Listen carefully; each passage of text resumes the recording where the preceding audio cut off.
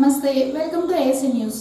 అద్దంకి పట్టణంలోని 4-18 వార్డులలో వోల్టేజ్ సమస్య ఉండగా నగర పంచాయతీ కమిషనర్ మరియు చైర్మన్ ఎస్తేరమ్మ విద్యుత్ శాఖ అధికారులకు తెలియజేయగా స్పందించిన విద్యుత్ శాఖ అధికారులు 100 kV విద్యుత్ ట్రాన్స్ఫార్మర్ను ఏర్పాటు చేయగా శుక్రవారం ఏపీ రాష్ట్ర SAAP network chairman Krishna Chaitanya, chairman, vice chairman Estheramma, Padmesh, Kakani Radha, Sandireddy Ramesh, DE Mastanrao కలిసి ప్రారంభించారు.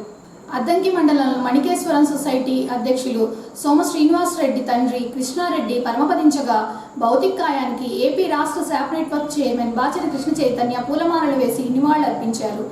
కృష్ణ చైతన్యతో పాటు ఈదా శ్రీనివాస్ రెడ్డి, జ్యోతి హనుమంతరావు, కాకాని రాధ, సందిరెడ్డి రమేష్, ఆదిరెడ్డి, జంపు హరిబాబు తదితరులు కలిసి నివాళులర్పించి శ్రీనివాసరెడ్డిని పరామర్శించారు.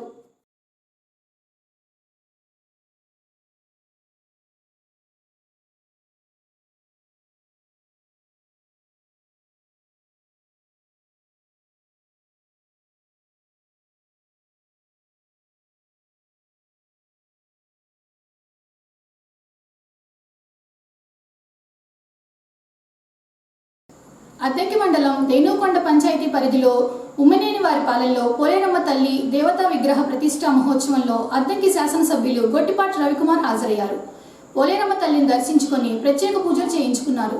ఉమ్మనేనివారిపాలెం గ్రామ పంచాయతీకి వచ్చిన ఎమ్మెల్యేకి తెలుగుదేశం పార్టీ నాయకులు ఘన స్వాగతం పలికారు. పూజా కార్యక్రమాల అనంతరం ఎమ్మెల్యే రవికుమార్ను అర్చకులు ఆశీర్వదించి తీర్థప్రసాదములు అందజేశారు.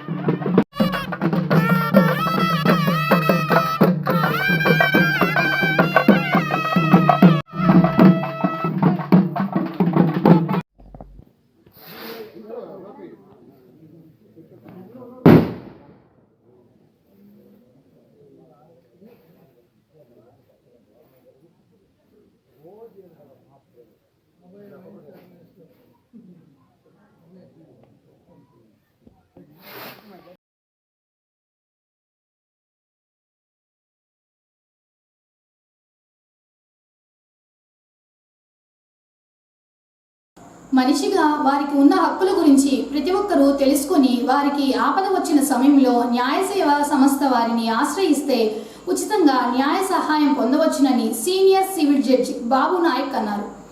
అంతర్జాతీయ మానవ హక్కుల దినోత్సవం సందర్భంగా అద్దంకి మండల పరిషత్ కార్యాలయంలో శుక్రవారం మండల న్యాయ సేవా సంస్థ ఆధ్వర్యంలో న్యాయ విజ్ఞాన సదస్సును ఏర్పాటు చేయగా జడ్జి బాబు నాయక్ ముఖ్య అతిథిగా హాజరయ్యారు. ఈ సందర్భంగా ఆయన మాట్లాడుతూ ప్రతి మనిషికి వారి హక్కులు తెలుసుకొని వాటి మీద అవగాహన చేసుకోవడం వారికే మంచిదని, మనుషులందరూ సమానమని, మగవారు ఆడవాళ్లు వేరు కాదని, అందరి హక్కులు ఒకేలాగా ఉంటాయని బాబు నాయక్ చెప్పారు. నేటి కాలంలో అన్ని రంగాల్లో స్త్రీలు పురుషులు పోటీపడి రాణిస్తున్నారని, అలాంటప్పుడే ఒకరు ఎక్కువ మరొకరు తక్కువ కాదని, చట్టం ముందు అందరూ సమానమని ప్రతి ఒక్కరూ ఈ విషయాన్ని గుర్తుపెట్టుకోవాలన్నారు. మాట్లాడిన తర్వాత లాస్ట్లో మాట్లాడే అవకాశం వచ్చిన ఒక రకంగా చెప్పాలంటే ఛాలెంజ్ మాట్లాడాలంటారు. మాట్లాడేసింది అంతా కూడా ఆల్రెడీ మాట్లాడేశాను. కానీ నేను ఏం మాట్లాడాలి, ఏదో చిన్న ప్రయత్నం చేస్తాను. ఈరోజు మనం ఇక్కడ సమావేశం అవడానికి కారణం ఎందుకు, ఈ రోజు యొక్క ప్రాముఖ్యత ఆల్రెడీ అంతకుముందు వక్తలు చెప్తున్నారు. అంటే మానవ హక్కుల గురించి దాని గురించి మాట్లాడుతున్నాం. నాకు తెలిసి ఇప్పుడు మీరు అందరూ యూనిఫామ్ వేసుకుని వచ్చారు కదా, దాని యూనిఫామ్ యొక్క నిదర్శనం ఏంటంటే మనందరం సమానమే కదా. అది కలర్ఫుల్గా రకరకాల డ్రెస్సులు వేసామనుకోండి, తారతమ్య భేదాలు ఉంటుంది. ఏమని, నేను మంచి కలర్ఫుల్ వేసాను, నువ్వు నాకంటే నీకంటే నేను అందరికి రెడీ అంటూ జస్ట్ చెప్తున్నాను. తారతమ్య భేదాలు అనేది వస్తుంది. అందరూ ఒకేలా డ్రెస్ వేసుకున్నాం అనుకోండి, యూనిఫామ్ కదా, అంటే మనమందరం సమానమే. చట్టం కూడా అదే చెప్తుంది, we all are equal before law. చట్టం ముందు అందరూ సమానమే. అక్కడ స్త్రీ పురుషుడు ఇంకా రకరకాల ఎటువంటి భేదాలు ఉండదు. మరి దాని గురించి మాట్లాడుతున్నాం. ఏమని, మానవ హక్కులు. మానవుడు అని ఒక పదం వచ్చిందంటే జీవరాశులు అన్నింటిలో, జీవరాశులు తెలుసు కదా, ప్రకృతి కావచ్చు, ప్రాణులు ఏదైనా సరే, జంతువులు కావచ్చు, రకరకాల ఏదైనా కావచ్చు, మనం కూడా ఒక జీవి కదా. మానవుడు కూడా ఒక జీవి. ఉన్నటువంటి జీవరాశులు అన్నింటిలో గొప్ప జీవి మానవుడు. మానవుడు ఎందుకు గొప్పడవుతున్నాడు? ఆలోచన విధానం, ఆలోచించే శక్తి ఉంది కాబట్టి. ఇప్పుడు మనకు ఉన్నటువంటి మిగతా ఏదైతే సపోజ్ పశువులోనే మనం ఎక్కడ కాబట్టి తీసుకెళ్తే అక్కడ రావటమే తప్ప అవి కనీసం సంతోషంగా ఆలోచించగలరా? అదే సొంతంగా ఆలోచించగలరా? అవి లేదు. మానవుడు మాత్రం ఆలోచించగలడు. ఇందాక గురించి మానవుడు అనే పదం వాడారు. అందులో పురుషుడు స్త్రీ అని చెప్పాల. మానవుడు అంటే పురుషుడు స్త్రీ మొత్తం కలిస్తేనే మానవుడు కదా. కాబట్టి ఇక్కడ స్త్రీ ఎక్కువ, పురుషుడు తక్కువ, లేకపోతే పురుషుడు ఎక్కువ, స్త్రీ ఎంత ఇక్కడ. ఒక ఎగ్జాంపుల్ చెప్తాను. ఒక అత్తగారు మామగారు ఉన్నారు. సపోజ్ అత్తగారికి ఒక ఇంటి ఆవిడకి ఒక పాప ఒక బాబు. వాడిద్దరు పెద్దలు అయ్యారు. కూతురికి వచ్చేసి పెళ్లి చేశాడు, అల్లుడు వచ్చాడు.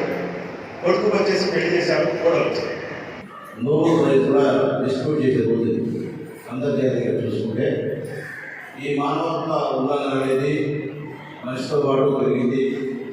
పక్కవారిని సమానంగా చూడకపోవడం, మేడంగా చెప్పినట్టుగా హక్కులు మనకెంత హక్కు ఉందో మన ఎదురు వ్యక్తి కూడా అంతే హక్కుందని భావించకపోవడం వచ్చిన సమస్య.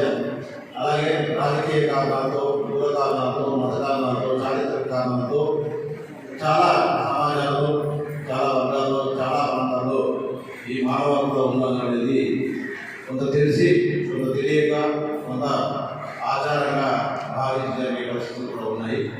అయితే రాను భారత రాజ్యాంగంలోకి వచ్చిన తర్వాత మనం ఏవైతే హక్కులుగా కల్పించుకున్న ప్రాథమిక హక్కులు, జీవించే హక్కు దగ్గర నుంచి 1931 వరకు ఉన్న హక్కులన్నింటినీ భారతదేశంలో ఉన్న స్వతంత్ర న్యాయ వ్యవస్థ ద్వారా చాలా వరకు మనకి ఉల్లంఘన అనేది లేకుండా చేయడానికి ప్రయత్నం జరుగుతుంది, ప్రభుత్వ పరంగా, న్యాయపరంగా. అలాగే ఎక్కడైనా ఉల్లంఘన వచ్చినప్పుడు కూడా వాళ్ళే, ఎవరైతే బాధిత వ్యక్తున్నారో వాళ్ళే వచ్చి న్యాయం కోసం పోరాడకుండా వాళ్ళ తరఫున ఏ వ్యక్తులు వచ్చినా అదేవిధంగా న్యాయ వ్యవస్థ స్వతంత్రంగా సుమోటంగా స్వీకరించి కూడా చాలా కేసుల్లో వాళ్ళకి నోటీసులు జారీ చేసి విచారణ జరిపి బాధితులందరికీ న్యాయం జరిపిన జరుగుతున్న భారత న్యాయ వ్యవస్థ అంత యాక్టివ్గా ఉంది మన దేశంలో.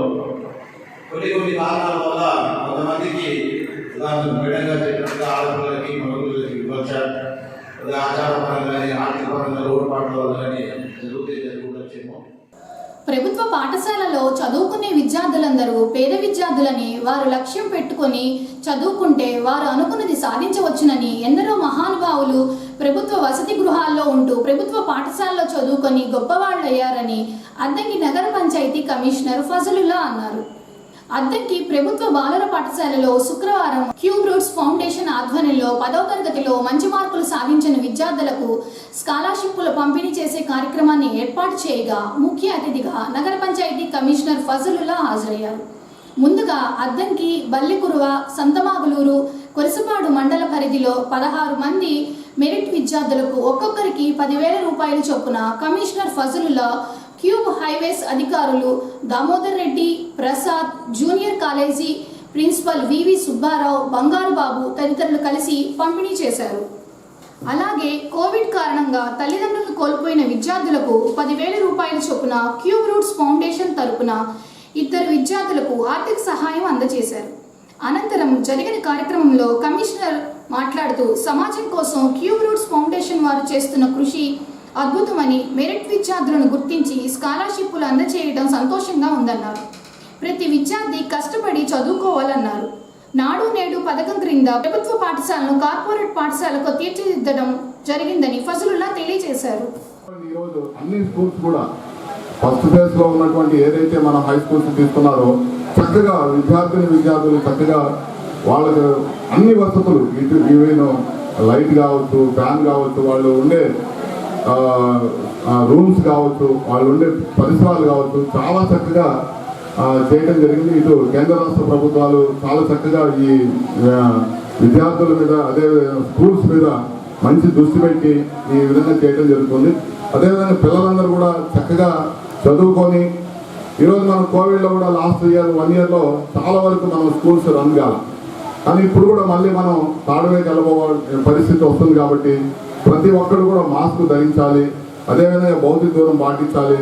మనం ప్రతిసారి కూడా చేతులు శుభ్రంగా కడుక్కోవాలి. ప్రతి ఉపాధ్యాయులు పిల్లలకి శ్రద్ధ చూపించి, ఎందుకంటే ఈ చిన్నపిల్లలు కనుక కోవిడ్ వస్తే చాలా ప్రమాదకరమైనటువంటి పరిస్థితి ఉంటుంది. కాబట్టి మళ్ళీ మనం తాడువైకి వెళ్ళే పరిస్థితులు కనబడుతున్నాయి. మనం ఈ COVID-19 నుండి అది రూపాంతరంగా జరిగి ఇప్పుడు వేరే మైక్రోనా ఏదో కొత్త పేరు ఏదో పెట్టారు కదా దీన్ని.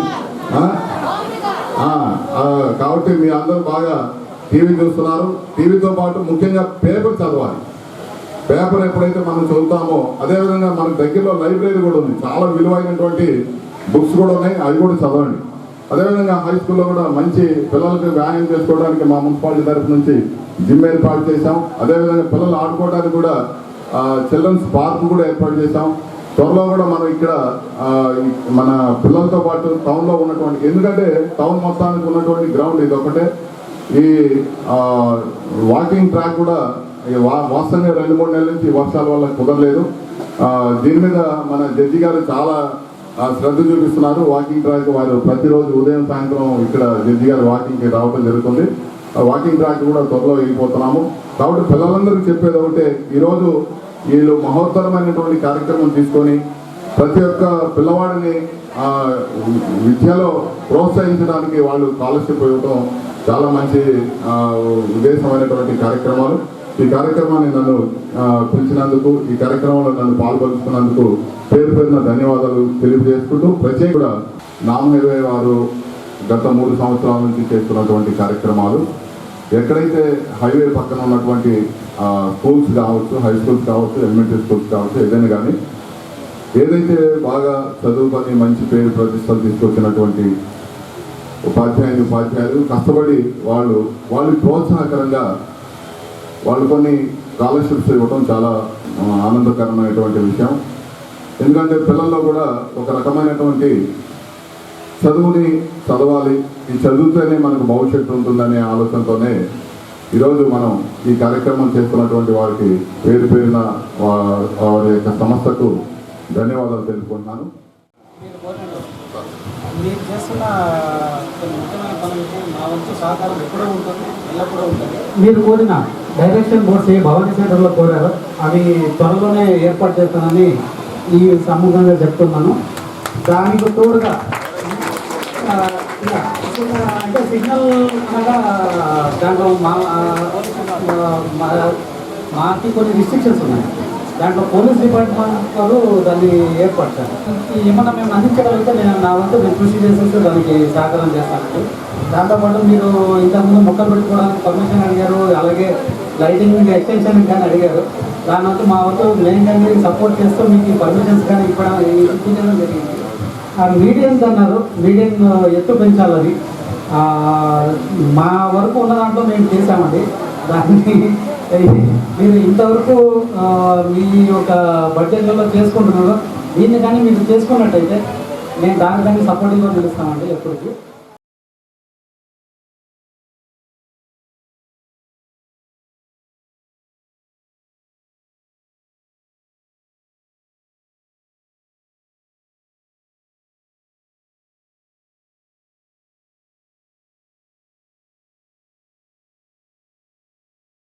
రాష్ట్ర ప్రభుత్వం ఉద్యోగుల సమస్యలు పరిష్కరించే వరకు పోరాటాలు చేస్తూనే ఉంటారని, ఉద్యోగులకు రావాల్సిన డిఏలు, పిఆర్సీ వెంటనే ఇచ్చి సిపిఎస్ని రద్దు చేసి ఓపీఎస్ను తక్షణమే అమలు చేయాలని ఏపీ ఎన్జీఓస్ అద్దంకి తాలూకా అధ్యక్షులు గద్దెల కిరణ్ కుమార్ అన్నారు.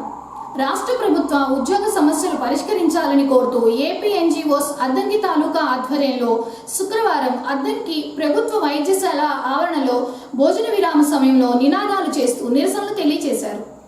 అనంతరము జరిగిన కార్యక్రమంలో కిరణ్ మాట్లాడుతూ ఆంధ్రప్రదేశ్ రాష్ట్ర జేఏసీ పిలుపు మేరకు ఈ నెల 7వ తేదీ నుంచి 10వ తేదీ వరకు ఉద్యోగులందరూ నల్ల రిబ్బన్లు ధరించి విధులలో హాజరయ్యి నిరసనలు తెలియజేయడం జరిగిందని, 13వ తేదీన అద్దంకి తాలూకా యూనియన్ కార్యాలయం దగ్గర మహాధర్నా జరుగుతుందన్నారు. ధర్నాలో ఉద్యోగస్తులందరూ పాల్గొని జయప్రదం చేయాలన్నారు. డిఏ, పిఆర్సీ, సిపిఎస్ రద్దు తదితర అంశాల గురించి సీఎం అధికారులతో చర్చిస్తున్నారని, 37% ఫిట్మెంట్ ఇవ్వాలని వార్తలు వస్తున్నాయని అవి నిజమో అబద్ధమో తెలియదన్నారు. సమయానికి స్టేట్ మొత్తం లంచ్ అవర్ డెమాన్స్ట్రేషన్ చేయటం జరుగుతుంది. ఆ భాగంలో మనం ఈ హాస్పిటల్ దగ్గర మన స్టాఫ్ కానీ ఎన్ఎస్పి స్టాఫ్ కానీ అందరం కలిసి మనం దేనికోసం చేస్తున్నాం అనేది ప్రజలకు కూడా తెలియాలని, అంటే న్యాయబద్ధమైన కోరికలే మనకు రావాల్సిన బకాయిల్ని అడుగుతున్నాం కానీ వేరే కొత్తగా మనం ఏం అడగట్లేదు. వాళ్ళు మంత్రులు కానీ ఎమ్మెల్యేలు కానీ వాళ్ళకు ఉన్నటువంటి వాళ్ళే బిల్లులు పాస్ చేసుకుంటారు. వాళ్ళకి లక్షల అలవెన్సులు లక్షల జీతాలు ఉన్నాయి. మరి 24 గంటలు పనిచేసేటువంటి మనకి ఎటువంటి సదుపాయాలు కల్పించలేకపోతున్నారు, ఇచ్చిన మాటను కూడా నిలుపుకోలేకపోతున్నారు. కాబట్టి ఇది ప్రభుత్వ దృష్టికి పోవాలని ఈ విధంగా సమావేశం జరిగింది. రాష్ట్ర జేఏసీ పిలుపు మేరకు 7వ తారీఖు నుంచి వరుసగా మనము 10వ తారీఖు వరకు వివిధ రకాలుగా నిరసనలు తెలిపాం. ఇప్పటి వరకు మన విధులన్నిటికీ కూడా నల్ల బ్యాడ్జీల ద్వారా విధులకు హాజరై మన నిరసన తెలిపాం. ఇప్పటికైనా ప్రభుత్వం మరి ఉద్యోగులు పడుతున్నటువంటి కష్టాలను దృష్టిలో పెట్టుకొని వారికి ఇవ్వాల్సినటువంటి రాయితీలను సరైన సమయంలో ఇవ్వాలని కూడా మేము ఈ సందర్భంగా విజ్ఞప్తి చేస్తున్నాం. మరి ఇప్పటివరకు మేము చేస్తున్నటువంటి ధర్నా కార్యక్రమాల్లో, నిరసన కార్యక్రమాల్లో మరి మేము చాలా ఆఫీసులను కూడా దర్శించడం జరిగింది. ఆఫీసుల్లో ఉద్యోగులు కూడా చాలా ముందుకు వస్తున్నారు ఉత్సాహంగా. సార్ మన సమస్యల కోసం మనమే పోరాటం చేయాలి, ఇంకెవరు చేయరు అని చెప్పి కూడా ప్రతి ఒక్కళ్ళు కూడా వాళ్ళంతా వారు వాలంటీర్గా బయటకు వచ్చి కూడా మరి ఉద్యమానికి మాకు నిరసనకి వాళ్ళు మాకు సపోర్ట్ చేస్తున్నారు. కాబట్టి డీర్ కామ్రేడ్స్ మరి తాలూకాలో ఉన్నటువంటి ఉద్యోగ ఉపాధ్యాయ కార్మిక పెన్షన్లందరూ కూడా మరి ఈరోజు చేపట్టబడినటువంటి ధర్నా కార్యక్రమం లంచ్ డెమాన్స్ట్రేషన్ కార్యక్రమాన్ని కూడా విజయవంతం చేసినందుకు కూడా అందరికీ మరోసారి హృదయపూర్వకంగా నమస్కారాలు తెలియపరుచుకుంటూ మరి 13వ తారీఖున భారీ ఎత్తున ర్యాలీని మన తాలూకా యూనిట్లో ఏర్పాటు చేయడం జరిగింది. మరి ర్యాలీ కార్యక్రమం కూడా ఎన్జిఓ హోమ్ దగ్గర 13వ తారీఖు ఉదయం 10 గంటలకి స్టార్ట్ అవుతుంది. కాబట్టి తాలూకాలో ఉన్నటువంటి ఉద్యోగ ఉపాధ్యాయ కార్మిక పెన్షన్లందరూ కూడా ఆ కార్యక్రమాన్ని పాల్గొని ఈ కార్యక్రమాన్ని జయప్రదం చేయవలసిందిగా కోరుతున్నాం. మరి నిన్నటైతే మన వార్తాపత్రికల్లో టీవీల్లో చూడడం జరిగింది. సీఎం గారు మనకు అనుకూలంగా ఉన్నారు, 34 నుంచి 37 ఫిట్మెంట్ ఇస్తామని కూడా మరి వార్తలు వస్తున్నాయి. మరి అది పుకార్లు నిజమేంతో తెలియదు. కానీ ముఖ్యమంత్రి గారు ఇప్పటికైనా సరే మా ఉద్యోగుల సంక్షేమం గురించి, ఉద్యోగుల అవసరాల గురించి సమీక్ష జరపడం మాకు సంతోషదాయకం. రాబోయే రోజుల్లో కూడా మరి మంచి పిఆర్సీ ఇస్తారని ఆశిస్తూ రేపు జరిగేటువంటి కార్యక్రమాల్లో ఉద్యోగులందరూ కూడా పాల్గొనాలని కోరుకుంటూ సెలవు తీసుకున్నాం. Thank you. వర్ధిల్లాలి ఉద్యోగ ఉపాధ్యాయ కార్మిక పెన్షన్ల ఐక్యత, వర్ధిల్లాలి ఉద్యోగ ఉపాధ్యాయ కార్మిక పెన్షన్ల ఐక్యత, వర్ధిల్లాలి ఉద్యోగ ఉపాధ్యాయ కార్మిక పెన్షన్ల ఐక్యత. జిందాబాద్ జేఏసీ, జిందాబాద్ జేఏసీ. రబీలో బోర్ల కింద వరి సాగు చేసి రైతులు నష్టపోకూడదని, అకాల వర్షాల కారణంగా దెబ్బతిన్న పంటలను గుర్తించి నివేదిక ఉన్నత స్థాయి అధికారులకు పంపించారని, త్వరలో రైతులకు నష్టపరిహారం రాష్ట్ర ప్రభుత్వం నుంచి అందజేయడం జరుగుతుందని అద్దంకి మండల వ్యవసాయ అధికారి వెంకటకృష్ణ అన్నారు. అద్దంకి మండల పరిషత్ కార్యాలయంలో శుక్రవారం మండల వ్యవసాయ సలహా మండలి సమావేశం ఏర్పాటు చేయగా వ్యవసాయ అధికారి వెంకటకృష్ణ, మెటర్నిటీ డాక్టర్ విష్ణువర్ధన్ రెడ్డి హాజరయ్యారు. జరిగిన సమావేశంలో ఏవో మాట్లాడుతూ బోర్ల కింద వరి పంటకు ప్రత్యామ్నాయంగా ఆరుగడి పంటలైన మొక్కజొన్న, జొన్న, రాగి, సజ్జ వంటి పంటలు సాగు చేసుకోవాలన్నారు. ఈ పంటలకు ప్రభుత్వ ప్రోత్సాహకాలు అందిస్తుందని వెంకటకృష్ణ చెప్పారు. నవంబర్ నెలలో కురిసిన భారీ వర్షాలకు మండలంలోని 464 మంది రైతులకు సంబంధించి 349 హెక్టార్లలో పంట దెబ్బతిన్నదని, దీనికి సంబంధించి 36.03 లక్షల రూపాయల నష్టపరిహారం కోరినట్లు వెంకటకృష్ణ తెలిపారు. అలాగే జూన్ 30వ తేదీ తర్వాత నమోదైన కౌలు రైతులకు రైతు భరోసా అందించేందుకు ప్రభుత్వం మరొక అవకాశం కల్పించిందని, కౌలు రైతులు ఈ అవకాశాన్ని వినియోగించుకోవాలన్నారు. అలానే ప్యాడీకి సంబంధించి 25 ఉన్నాయి. ఆ 25 కూడా కంప్లీట్ కావాలి. ఒకవేళ మీరు అవి చేయకపోతే ఎందువల్ల మనం చేయలేకపోయామనేది కూడా మనం తెలియజేయాలి. అంతేగాని మనం అలా వదిలేస్తే అది డాష్ బోర్డ్లో అట్లానే పెండింగ్ అనిపిస్తూ ఉంటుంది. అట్లానే ఫీల్డ్ వెరిఫికేషన్ కూడా దాదాపు 130 ఎకరాలు పెండింగ్ ఉంది మన మండలంలో. అది కూడా కంప్లీట్ చేయండి. అట్లానే రబీలో సాగు చేసిన పంటలు కూడా ఆల్రెడీ మనం మొదలుపెట్టి వరి కానీ ఖరీఫ్లో చేసింది అయిపోయింది. మళ్ళీ రబీలో మీరు ఎవరికైతే ఈ క్రాప్ చేయలేదు అదంతా కూడా మళ్ళీ ఇప్పుడు రబీలో మళ్ళీ ఈ క్రాప్ చేయాలి. సోయింగ్ డేట్ ప్రకారం అది ఖరీఫా రబీ అనేది ఆటోమేటిక్గా డివైడ్ అయింది. కాబట్టి మీరు తప్పనిసరిగా రబీలో వేసిన పంటలు కూడా ఇప్పటి నుంచే మొదలుపెట్టి ఆల్రెడీ మొక్కజొన్న, శనగ, వరి, కొంత మిరప, ఇంకా రకరకాల పంటలు, పొగాకు ఇవన్నీ ఆల్రెడీ వేశారు. కాబట్టి దాదాపు ఇప్పటికే 1500 హెక్టార్లు మనం రిపోర్ట్ చేసాం క్రాప్ ఏరియా.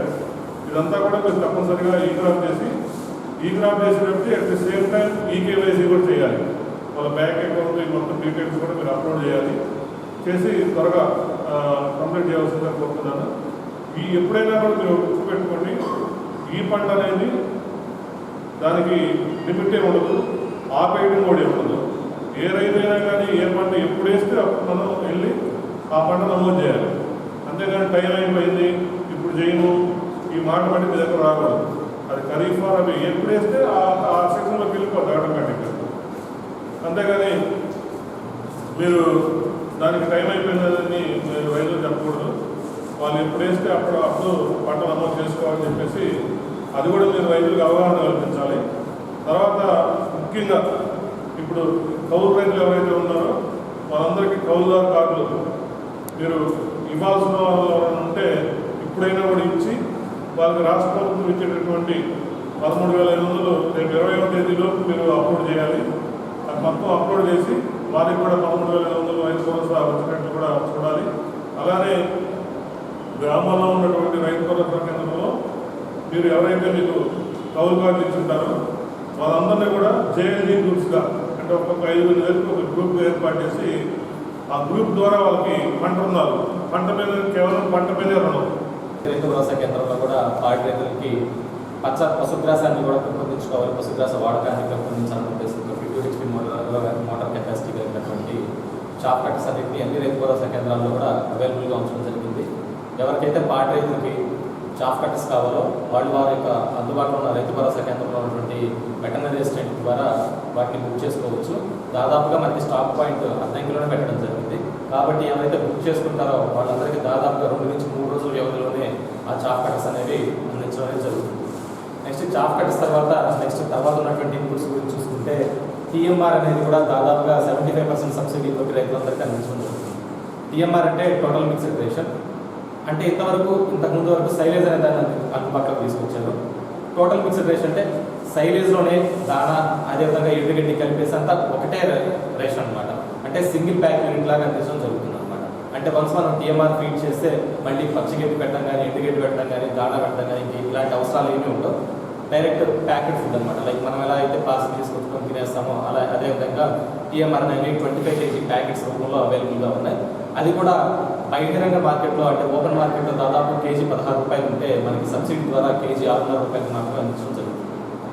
ఇవేమీ కాకుండా వీటితో పాటుగా మినరల్ మిక్చర్స్, పశువులకు అవసరమైనటువంటి లివర్ టానిక్స్ వీటన్నింటినీ కూడా మనకి రైతు భరోసా కేంద్రం ద్వారా సబ్సిడీ రేట్లకే పాడి రైతులందరికీ అందుబాటులోకి తీసుకోవడం జరిగింది.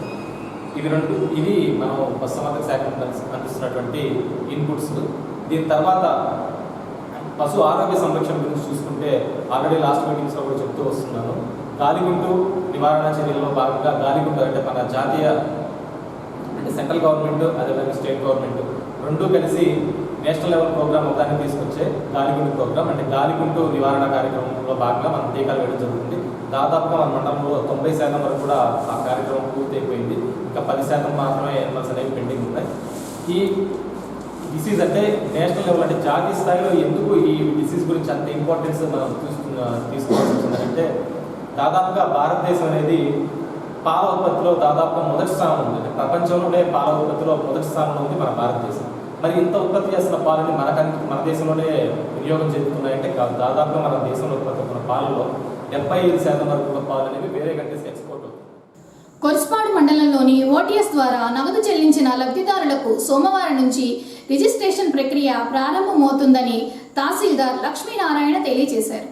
ఈ సందర్భంగా ఆయన మాట్లాడుతూ కొర్స్పాడు మండలంలో సుమారు 340 మంది ఓటీఎస్ ద్వారా నగదు చెల్లించారని, అలాగే గృహ నిర్మాణ శాఖ తరపున ఇళ్లు కట్టని లబ్ధిదారులు ఉంటే 10 రూపాయలు చెల్లించి రిజిస్ట్రేషన్ చేసుకోవచ్చునన్నారు. లబ్ధిదారులకు గృహం మీద సంపూర్ణ హక్కు కల్పించాలని ముఖ్యమంత్రి లక్ష్యమని లక్ష్మీనారాయణ చెప్పారు. కావున లబ్ధిదారులందరూ ఈ అవకాశాన్ని వినియోగించుకోవాలని ఎంఆర్ఓ కోరారు. ఓటీఎస్ అంటే వన్ టైం సెటిల్మెంట్ అనే పథకం ప్రభుత్వం వారు తీసుకొచ్చారు. అది ప్రస్తుతం జరుగుతుంది. చాలా మంచి పథకము. దాంట్లో గృహ నిర్మాణ సంస్థ ద్వారా లోన్ తీసుకున్న వాళ్ళు ఆ లోన్లో కేవలం 10,000 చెల్లించి మాత్రమే వాళ్ళ స్కీమ్ రెగ్యులర్ చేసుకొని అన్ని హక్కులు పొందవచ్చు. అలాగే లోన్ తీసుకున్న వాళ్ళు కేవలం 10 రూపాయలు చెల్లించి రిజిస్టర్ చేసుకోవచ్చు. ఈ రిజిస్ట్రేషన్ చేసుకున్నందువల్ల ఏం లాభం? వాళ్ళకి అన్ని హక్కులు లభిస్తాయి. వాళ్ళు ఈసారి ఏదైనా తాకట్టు పెట్టుకోవచ్చు, లేదా అమ్ముకోవచ్చు. వాళ్ళకి ఏదైనా అవసరం వచ్చినప్పుడు అన్ని విధాలకు కూడా ఇది సహాయపడుతుంది. ఈ స్కీమ్ చాలా మంచి స్కీమ్ అండి. రేపు సోమవారం నుంచి మేము రిజిస్ట్రేషన్కు మొదలు పెడుతున్నాము.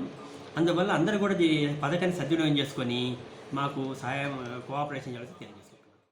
ఏఎస్ఎన్ న్యూస్ ఇంతటితో సమాప్తం. నమస్కారం.